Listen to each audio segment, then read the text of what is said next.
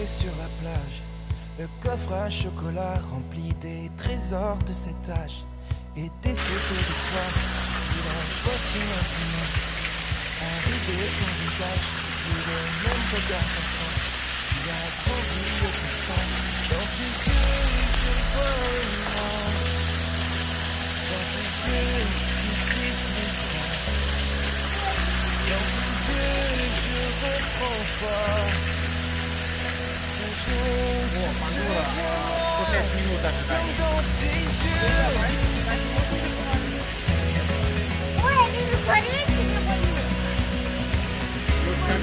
Здесь и карты есть, надо идти, GPS. И нажимаешь, где туда ведет. Это ты приложение скачал? Да. Это Нави река, 55 минут ожидания. Пандора, Аватар Флайт, 105. Весом туда 6 минут канать.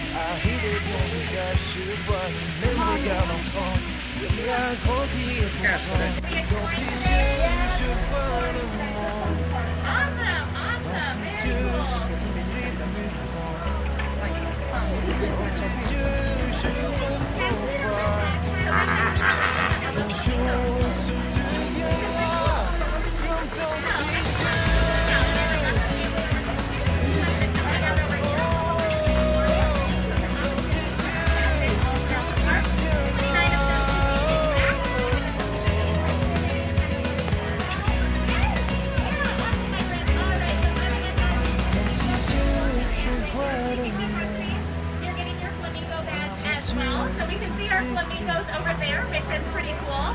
Now we were talking a little bit about what flamingos like. Board the vehicle with them. The truck for your safari will follow shortly. For your own safety, always remain seated during your safari as the road can be rough and bumpy. And keep your arms, hands, legs and feet inside the vehicle at all times. Most importantly,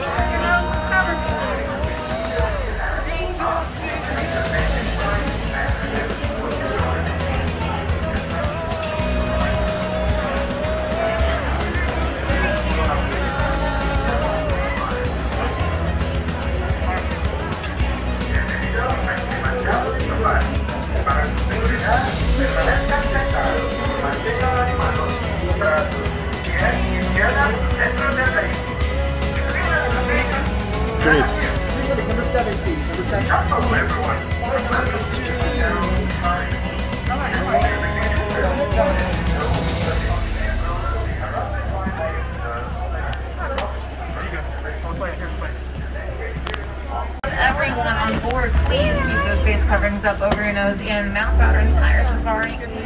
Now this is a photo safari, so go ahead and take out your cameras and your cell phones. Just put them into action or sports mode if you can. I can't stop for all the animals out here on the reserve, and trust me when I say they will not be stopping just for us. Also go ahead and secure all of your loose articles, any hats, glasses, cell phones, any mouse ears. Even your favorite child, they cannot stop the truck with any food, treat, anything that may fall off to them. Юля говорила, покажи мне крокодила. To your right, you will see a dark brown animal with black and white stripes on its legs. That is the okapi. Now the okapi is often mistaken for a zebra because of those black and white stripes. However, those two animals aren't even related. The okapi's only relative is the giraffe. Not only do the okapi and the giraffe have the same skull structure, but they also have the same long and sticky prehensile tongue. Prehensile doesn't mean like our hands or like our fingers. The okapi and the giraffe can wrap their tongue around a branch, just like we can wrap our fingers around a hairbrush or a pencil. Now, going up on this hill to your right, there's some dark orangey brown animals kind of hanging out in the bushes. These are bongos.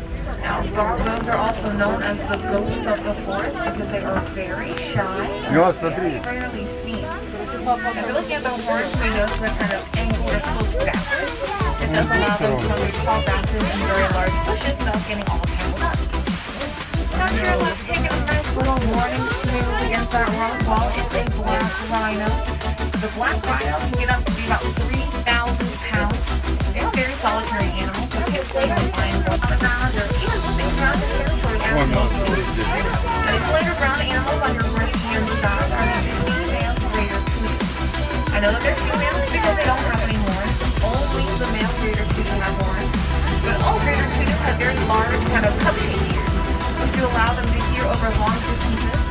they're 50 miles away, so they do rely on their hearing much more than their sight to be aware of and to even get away from their predators.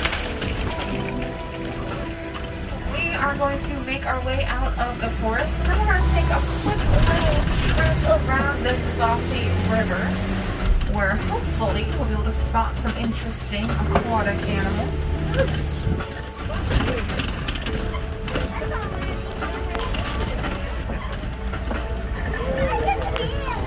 Usually these watering holes are pretty grow to be about 16 feet long. You guys, please make sure we're staying fully seated on those benches, please. Those crocodiles can be as long as a giraffe is tall. Now, the Nile crocodiles are the only cold-blooded animals out here on the reserve, but they're also exothermic animals, which means that they can use their environment to help them regulate their body temperature. In other words, if the Nile crocodile gets too hot, they'll just slip into this river watering hole to help cool off. Now, those crocs can also gape their mouths, and it is when they have their mouths sitting wide open in an effort to release some extra body heat throughout the day. Now, over to your right, there is a very large tree that kind of looks like it's upside down. That is the baobab tree, and I promise you it's not upside down. But it can store thousands of gallons of water in its trunk at one time, allowing it to remain leafless about 9 out of 12 months of the year, giving it the name the upside down tree. Making our way into the savanna, or the grasslands part of the reserve, which is home to many of Africa's more recognizable animals like giraffes and zebras and wildebeests. There I see quite a few zebras. Now, the Hartman's Mountain zebras are actually a little bit smaller than some of the other zebras that we'd be more familiar with from all across the globe. Their hooves are also a little bit larger and slightly pointed, which does help them to climb up and down those rugged hillsides. Now, if you notice, some of these zebras are a little bit smaller than the other ones. Those are the juveniles, but they already have their adult legs. When zebras are born, they are born with fully grown adult legs. Now, the group or the herd name for zebras is called a dazzle. That's because when zebras stand together, their black and white striped pattern does create a moving or even a dazzling effect. So it makes it look like the zebras are moving even when they are not.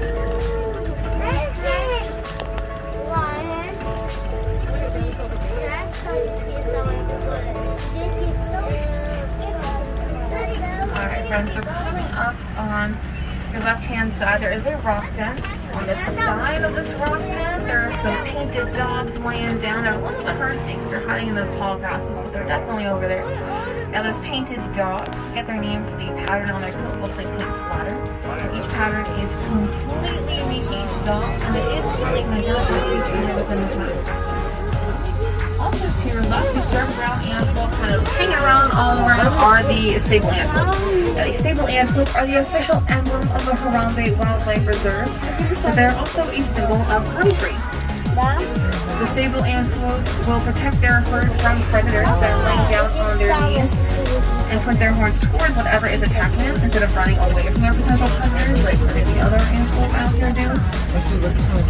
To your right, laying down in the center of this grassy area in that sand pit, there's a herd of gray animals. Those gray animals are wildebeest. Now, wildebeest do make one of the largest annual migrations. So about 1.5 million wildebeest will migrate or travel every single year between 500 and 1,000 miles from one savanna to another, just searching for new grasses to graze on. Now, the word wildebeest is an Afrikaans word that translates to wild beast, but they are often referred to as mew, O-D and U, very high-pitched vocalizations that they can sometimes make while they're migrating.